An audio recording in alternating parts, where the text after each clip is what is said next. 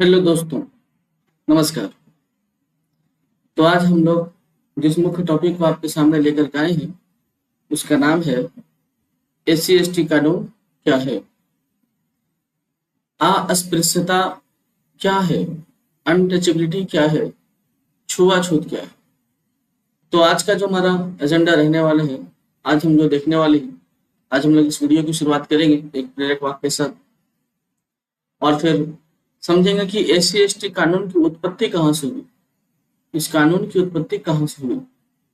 फिर समझेंगे कि अनुच्छेद 17 क्या है, संविधान का अनुच्छेद 17 क्या कहता है। फिर उसके बाद हम देखेंगे कि नागरिक अधिकार संरक्षण अधिनियम 1955 क्या है और ये क्या कहता है। और फिर समझेंगे कि अस्पृश्यता के लिए क्या दंड है ना, छुआछूत मानने वाले के लिए क्या दंड है, छुआछूत जैसी क्रिया कृत्य करने वालों के लिए क्या दंड है, हम लोग उसको आज देखने वाले हैं। तो देखने वाले हैं कि नागरिक अधिकार संरक्षण अधिनियम 1955 की क्या कमियां रही, और फिर देखेंगे कि अनुसूचित जाति, अनुसूचित जनजाति अत्याचार निवारण अधिनियम 1989 की क्या विशेषताएं रही, और 2015 में इस कानून में क्या क्या संशोधन किया गया। और हम लोग अंत में देखेंगे इसका एक सवाल मल्टीपल चॉइस क्वेश्चन का, जो आपको आगे की तैयारी के लिए बहुत मददगार साबित होने वाले हैं। तो चलिए इस वीडियो को शुरुआत करते हैं एक प्रेरक वाक्य के साथ। यह मायने नहीं रखता कि आप कितने धीरे चल रहे हैं जब तक आप रुकते नहीं हैं। दोस्तों, ये प्रेरक वाक्य हमें बताता है कि आप अपने लक्ष्य की ओर अगर धीरे ही धीरे चल रहे हैं तो आप प्रगति पर हैं। आप प्रगति पर हैं और आप एक नए लक्ष्य प्राप्त कर ही लेंगे। तो यह मायने नहीं रखता कि आप कितने धीरे चल रहे हैं जब तक आप रुकते नहीं। हाँ, अगर आप रुक जाते हैं तो समझा जाएगा कि आप मंजिल की ओर जाने से खुद को रोक लिए और आप सफल शायद अब नहीं हो पाएंगे, क्योंकि आपने अपना गति जो है रोक लिया पूरी तरह। तो साथियों, हमें गति को रोकना नहीं है, बल्कि गति को थोड़ा धीमे ही सही लेकिन बनाए रखना है, ताकि आप एक निश्चित मंजिल तक पहुंच सके। तो चलिए इस वीडियो को शुरू करते हैं। तो सबसे पहले समझेंगे कि इसकी एससी एसटी कानून की उत्पत्ति कहाँ से हुई थी। तो उत्पत्ति का जो सोर्स है दोस्तों, वो है अनुच्छेद 17, संवैधानिक अनुच्छेद 17 से उत्पत्ति हुई थी। अब समझेंगे कि अनुच्छेद 17 है क्या, तो ये समझते हैं। अनुच्छेद 17 कहता है, अनुच्छेद 17 कहता है कि अस्पृश्यता का अंत किया जाता है। अस्पृश्यता यानी कि अनटचेबिलिटी को अंत किया जाता है, इसका अंत किया जाता है। और अस्पृश्यता यानी कि अनटचेबिलिटी विधि के अनुसार एक दंडनीय अपराध होगी। यानी अगर कोई व्यक्ति ऐसा कृत्य करता है जिससे सिद्ध होता है कि उसने अस्पृश्यता किया है, छुआछूत जैसा कार्य किया है, तो वो विधि के अनुसार एक दंडनीय अपराध होगी।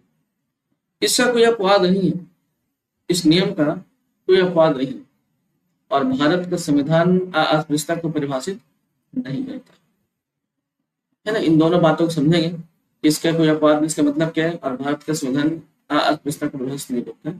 पहले ये समझ लीजिए कि भारत का संविधान अस्पृश्यता को परिभाषित नहीं करता। इसका मतलब क्या हुआ?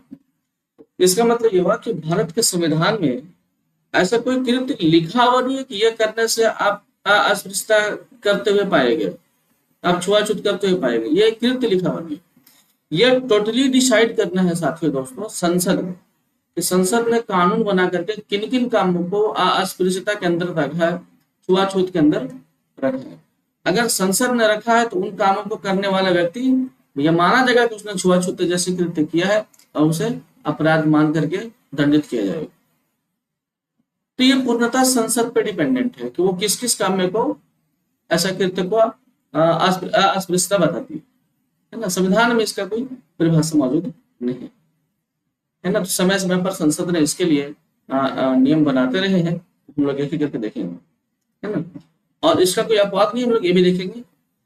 पहले समझते हैं कि संसद ने अस्पृश्यता निवारण अधिनियम 1955 पारित किया। सबसे पहले संसद ने अस्पृश्यता निवारण अधिनियम 1955 पारित किया, 1976 पारित किया।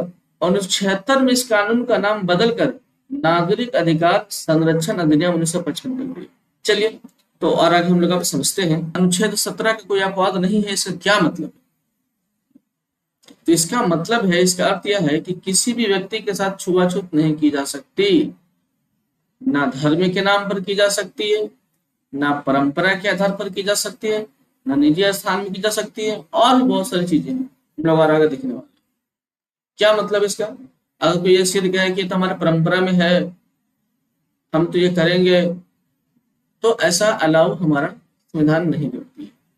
कोई कहे कि हमारा तो ये निजी संस्थान है, हमारी मर्जी, हम जिसको चाहे अंदर आने दें, जिसको चाहे अंदर ना आने दें, तो ये काम भी आप नहीं कर सकते, है ना?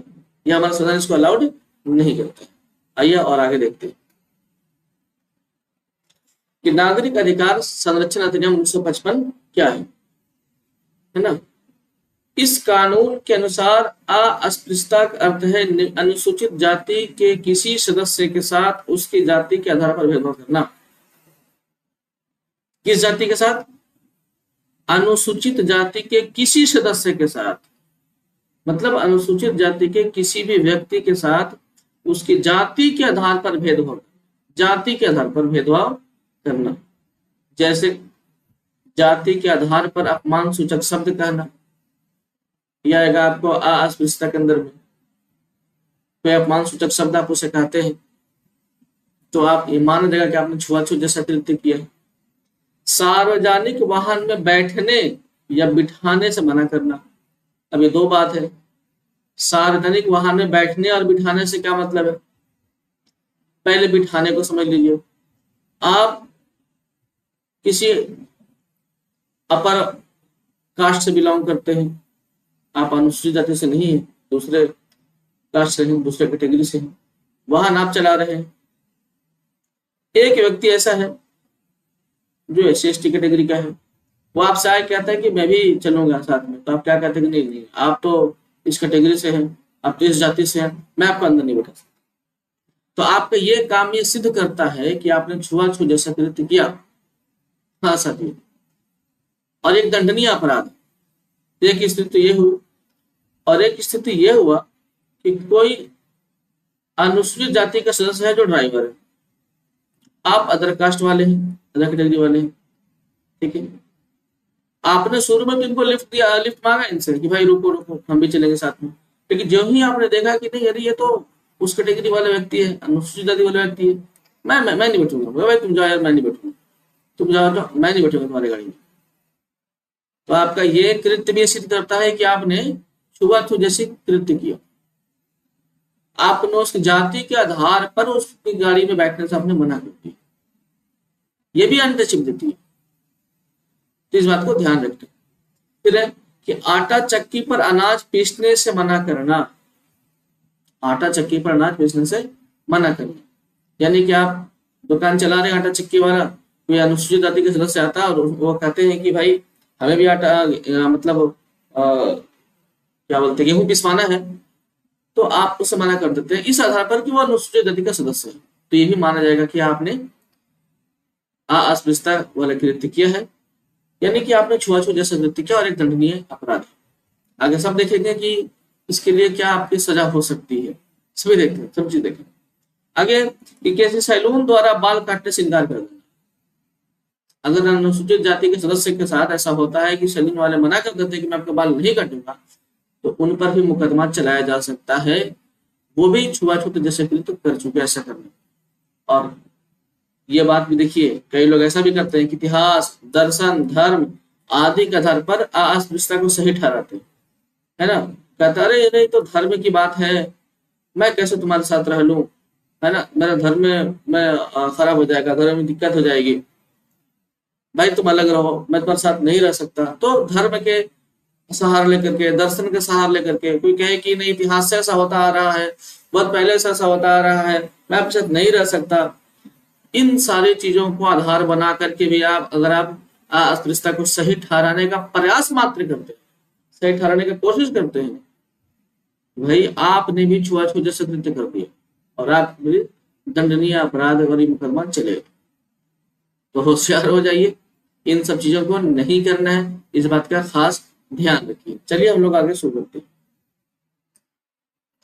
अब ये समझते हैं कि किसी व्यक्ति ने अस्पृश्यता कर तो दिया,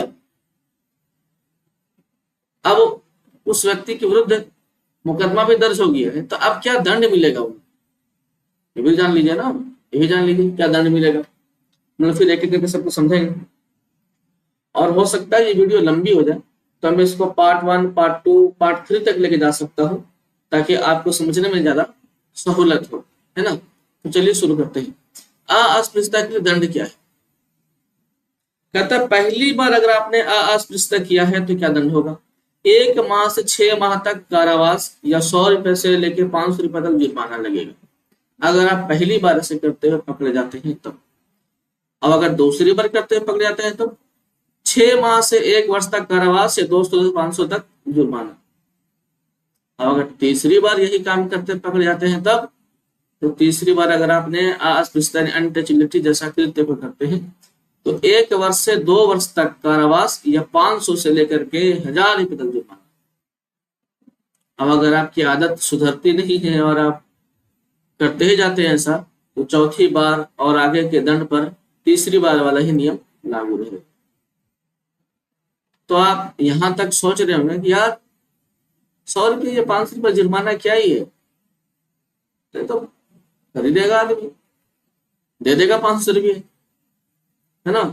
तो इसी को देखते हुए आगे और कुछ कठोरता अपनाई गई, आप उसे देखें, है ना। नागरिक अधिकार संरक्षण अधिनियम की क्या कमियां रही, कि क्या कमियां रही। पहला कमी यही कि उसमें केवल अनुसूचित जाति को संरक्षण दिया गया था, अनुसूचित जनजाति को नहीं। वहां पे सिर्फ SC कैटेगरी को दिया गया था, ST कैटेगरी को नहीं दिया गया। यह सबसे बड़ी कमी है। फिर दंड के प्रावधान बड़े कमजोर थे, 100 रुपए से 500 रुपए तक। तो किसी को भी आसानी से ये लग सकता है कि चलो ठीक है, क्या है, क्या ही जाता है, 500 रुपये तो देना है ना। इसके लिए साथियों अब मैं ये बताना चाहूंगा कि मेरा वीडियो 14 से 15 मिनट होने वाले हैं। मैं इसको पार्ट 2 में बनाता हूँ आपके लिए, आप वहां जाइए। और दोस्तों अगर आपकी वीडियो जरा भी अच्छा लग रहा हो, आपको थोड़ा भी इंफॉर्मेटिव लग रहा हो, तो आप हमें सब्सक्राइब कर लीजिए, हमें लाइक कर दीजिए और दोस्तों तक शेयर करना ना भूलिए। धन्यवाद।